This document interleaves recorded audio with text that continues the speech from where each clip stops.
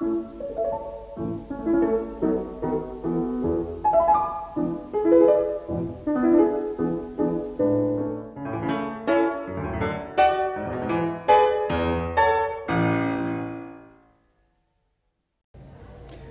então a nossa conversa a partir de agora é com o juiz federal Bianu Arruda. Doutor Bianu, seja bem-vindo ao programa Impressões. Obrigado, Eri. Eu que agradeço o convite. Muito bem.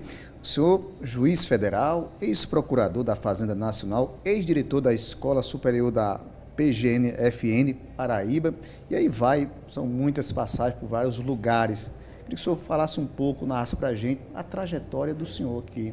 Eu me formei em 1999, fevereiro de 1999. E como tinha um gosto pelo direito tributário, eu ingressei na advocacia pública especializada em direito tributário, que é a Procuradoria da Fazenda Nacional. Então foi algo bastante natural para mim, porque houve a oportunidade de fazer o concurso para a carreira, eu gostava do tema, dei sorte, passei logo que me formei e assumi. E fiquei 5 anos, fui procurador-chefe substituto, fui o diretor da escola, atuei algumas vezes em Brasília e foi um período bastante rico para mim. Isso me aproximou da Justiça Federal, porque a Procuradoria defende a União Federal, né? E os processos todos tramitam na Justiça Federal. E essa aproximação, ela me levou depois a optar pelo cargo de juiz federal. Mas, em verdade mesmo, eu comecei bem antes, porque comecei a estagiar no 2º ano do curso de Direito, aqui no Fórum Civil, e depois no Ministério Público Federal. Então, em resumo, O senhor nasceu em outro estado? Eu nasci no estado do Mato Grosso, numa cidade chamada Cáceres, mas eu costumo dizer que isso foi apenas circunstancial, porque, na verdade, a minha família é paraibana, né? O meu pai é de Souza e a minha mãe é de Pombal, então nada mais paraibano do que ser do sertão da Paraíba, né? A minha família. Mas, por razões pessoais dele, ele se mudou com minha mãe para o Mato Grosso, onde ele fundou um hospital lá, com um colega dele paulista. De modo que nós médico, ele é médico. De modo que nós, os 3 filhos, nascemos todos lá. Mas eu vim para cá com 5 anos de idade e nunca mais voltei para lá. Então, posso dizer que sou paraibano mesmo, né? De pai e mãe. Verdade. E o pai médico, mas como é que nasceu essa vocação para o direito?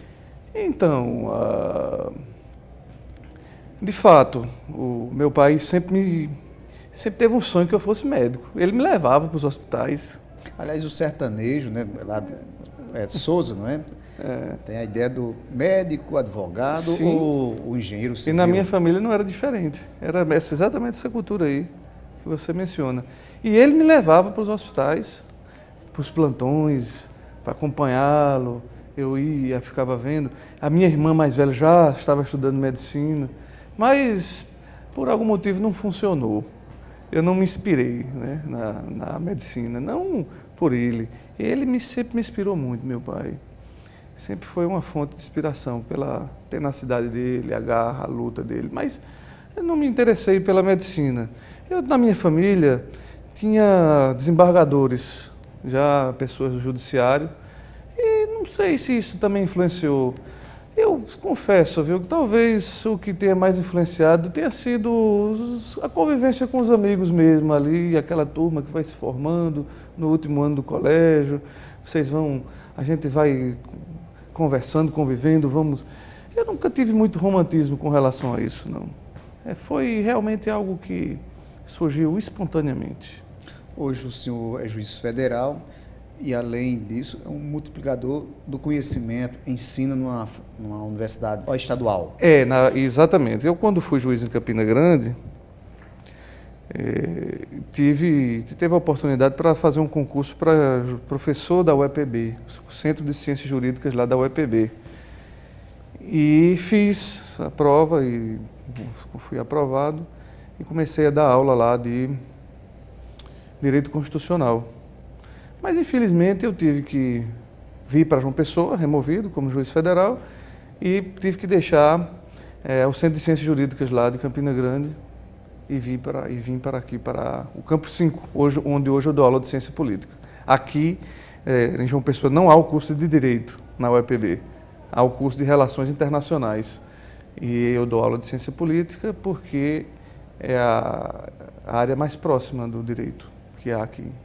E parece que o direito é uma das áreas mais antigas, dos ofícios mais antigos do mundo. Sim, porque as sociedades elas necessitam de ordem, né? E a ordem inicialmente, nos primórdios, ela se manifesta sempre através de uma força, e com o desenvolvimento da humanidade, essa força ela foi se tornando mais sofisticada e através de normas, às vezes não escritas, às vezes escritas, e com pessoas que passaram a ser os cultores, aplicadores dessas normas. Sem ordem, a sociedade ela perece. E quando a ordem é baseada exclusivamente na força, as sociedades costumam ser lugares menos aprazíveis para se viver, né? Então, assim como cuidar do corpo faz parte, né, da trajetória do homem, né, a manutenção da paz também sempre foi uma condição para o desenvolvimento. E no direito, mais fácil defender ou julgar? Olha, são perspectivas diferentes do mesmo problema. Acredito que as duas têm seu desafio. Eu não arriscaria dizer se há uma mais difícil que a outra.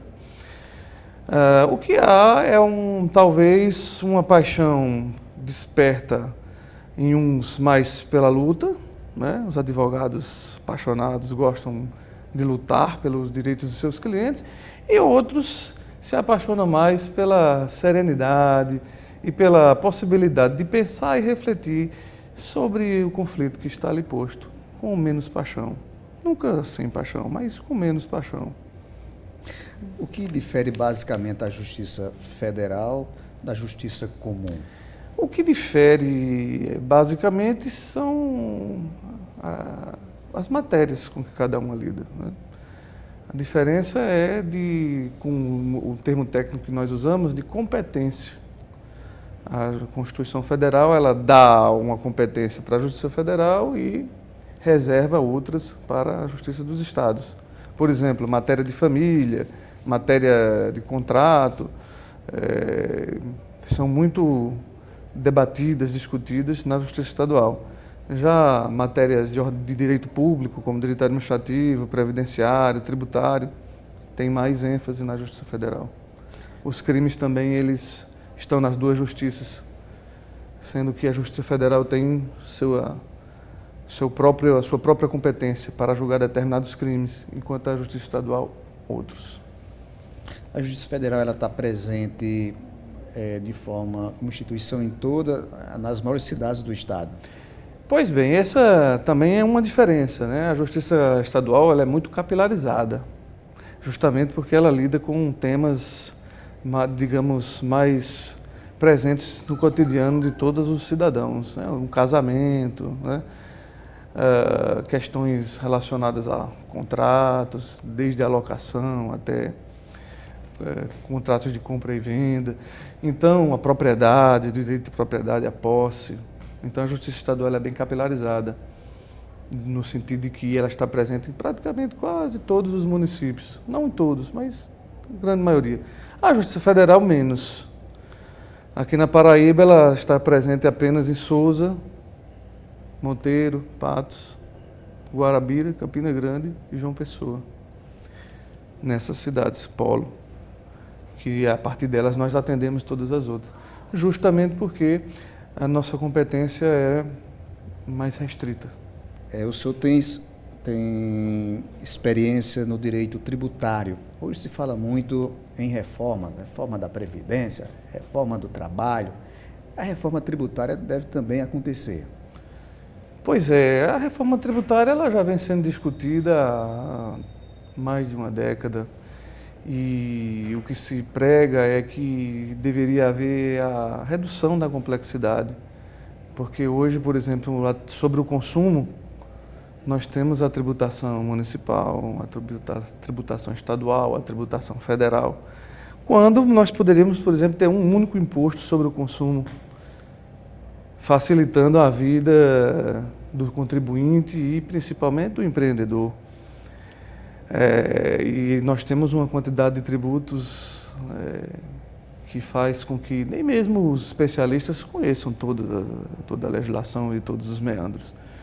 De maneira que, além dessa simplificação que se prega, também há uma questão em torno do tema reforma, que é a melhor distribuição da carga. E parece que os pobres pagam mais. Hoje se diz que, exatamente, que quem pode mais acaba pagando menos, enquanto a população em geral paga mais, porque toda a tributação ela vai embutida no preço dos produtos e serviços. E ainda há um terceiro aspecto, que é a própria divisão do bolo, né, dos recursos financeiros, que se concentram muito no ente central, que é a União. Ok, nós estamos conversando hoje no programa Impressões com o juiz federal Bianu Arruda. Nós vamos agora a um intervalo e voltamos daqui a pouco.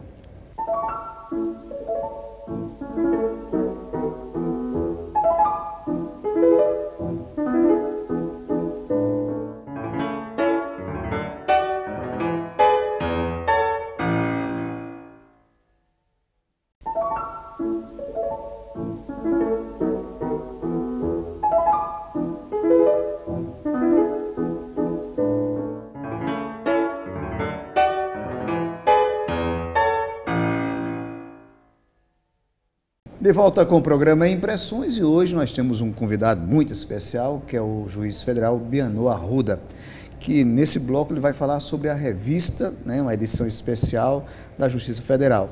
O senhor pode mostrar para a gente essa revista e falar sobre ela? Pois é, esse aqui é o 10º volume da revista Paraíba Judiciária, ou simplesmente Revista da Justiça Federal, que nós lançamos na última sexta-feira, lá na nossa sede. Essa revista, ela é a segunda que eu estou como coordenador, responsável pela edição. E ela tem, assim, dois propósitos: congregar, né, convidar a comunidade jurídica para discutir temas de interesse dos operadores do direito, e de forma focada, né? Em que sentido? A revista ela tem sido feita de forma temática. Então, no volume anterior, nós discutimos, por exemplo, o papel do judiciário na efetivação dos direitos fundamentais. Os direitos fundamentais que são bastante perseguidos pelo cidadão na Justiça Federal, na Justiça Estadual, na Justiça do Trabalho, como, por exemplo, a Previdência Social, assistência social, saúde, entre outros. E um dos nossas dificuldades é efetivar aquele direito quando o cidadão precisa, porque não basta que esteja escrito em normas, ele tem que se materializar na vida de quem está precisando. Então, fizemos um volume temático, foi o 9º. Neste aqui, que é o 10º, nós focamos no tema Novo Código de Processo Civil, que foi uma nova lei, que é um código inteiro, que entrou em vigor, e que precisa ser debatido pela comunidade. Uma lei nova, cheia de mudanças, e que afeta praticamente todos os ramos do direito, em todas as instâncias e esferas, na Justiça Estadual, na Justiça do Trabalho, na Justiça Federal. A influência do novo CPC. Então, essa foi a temática deste volume. E, como temos enfatizado, a revista ela tem procurado fazer uma ponte com o mundo da cultura, homenagear artistas plásticos através da ilustração da capa. Pode mostrar. Esta daqui é uma obra de Regis Cavalcante, artista plástico e arquiteto paraibano, que pintou exclusivamente para a revista e doou o trabalho, a tela, para a Justiça Federal. No volume anterior, nós trabalhamos com o artista plástico Flávio Tavares, que também, nesse caso, a obra não lhe pertencia, mas a um colecionador, mas que gentilmente cedeu a obra para que fosse reproduzida aqui na nossa capa. E fazendo essa ponte, nós procuramos não só congregar o mundo jurídico, mas também o mundo intelectual e cultural para os lançamentos, para os temas que nós debatemos lá e, enfim, discutir problemas que interessam a sociedade. Pelo menos 19 pessoas trazem artigos nessa edição. Isso. Não é uma revista feita por juízes federais, mas por juízes federais e outros convidados, como professores, advogados, membros do Ministério Público. E juízes federais não só daqui, mas também de outros estados. Acho que na anterior nós tivemos juízes de São Paulo, juízes do Mato Grosso, juízes de Brasília. Nessa também temos juízes de São Paulo, juízes do Ceará, de Pernambuco, de Alagoas. Me parece que é uma revista temática. Isso. E há um planejamento a cada edição e uma decisão quanto aos temas que serão abordados. Essa é a ideia, né? Para que a gente foque. E a gente exige também, que há uma intenção de dar um tom mais acadêmico à revista, né? Quando eu pergunto isso, há um conselho para decidir isso? E há também uma consulta aos colegas, né? Os colegas opinam, dizem o que acham que é mais importante e aí a gente canaliza e tenta definir. O público-alvo da revista é o setor jurídico? Sim, mas não necessariamente. Por exemplo, nessa edição, nós temos aqui um autor convidado que é um cientista político. E ele escreveu um artigo aqui muito interessante sobre presidencialismo ou parlamentarismo. Então, não precisa ser lida só pelo público especializado. Também pode ser lida por pessoas que se interessam pelo mundo da política e do direito. De maneira que, evidentemente, é voltada muito mais para o público jurídico, mas a gente sempre faz um convite a alguém para que a revista ela possa interessar também a comunidade em geral. O leitor em potencial vai encontrar onde essa revista? Essa revista ela não é comercializada, né? Ela foi franqueada a todos que compareceram ao seu lançamento e, tendo disponibilidade, nós fornecemos a quem se interessar por ela. Nós temos um setor, que é o setor de biblioteca, lá da Justiça Federal, comandado muito competentemente pela Dulce Carneiro, que é uma profissional que ela se envolve muito, ela é responsável por grande parte dessa edição, a parte técnica relacionada à formatação do livro. E ela também faz essa divulgação online, porque a revista ela existe também online. Bacana, muito bom. A pessoa pode acessá-la através do nosso site e através de outras dezenas de sites por onde ela fica, vamos dizer assim, espalhada com o seu link. Além do que, esse serviço lá da Justiça Federal, na pessoa da Dulce Carneiro, ela divulga a revista encaminhando para as principais bibliotecas do país. Então, certamente a Biblioteca da Assembleia, se não recebeu, está em vias de receber, porque ela está atenta. Então, a edição se torna uma boa fonte de informação, de conhecimento. Isso. E para o articulista, aquele que atende a convocação e escreve, uma fonte também para divulgar o seu trabalho. O tema foi o novo Código de Processo Civil. Muito bem. Eu queria que o senhor falasse essas alterações um pouco para a gente. O Código de Processo Civil é um conjunto de normas esse conjunto de normas ele vai ditar o procedimento a ser seguido pelos magistrados e advogados nas demandas judiciais. Então, Com exclusão das demandas de natureza criminal e as demandas que têm suas próprias legislações, sua própria legislação, todas elas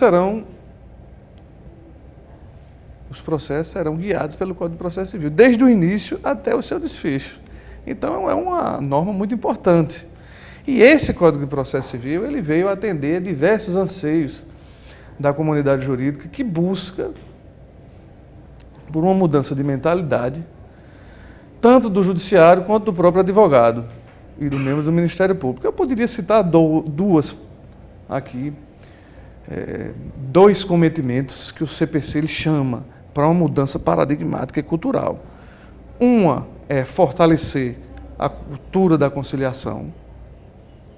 O Código de Processo Civil ele enfatiza muito, chama muito para esse compromisso, tanto do judiciário como da comunidade em geral, e essa parte é importante.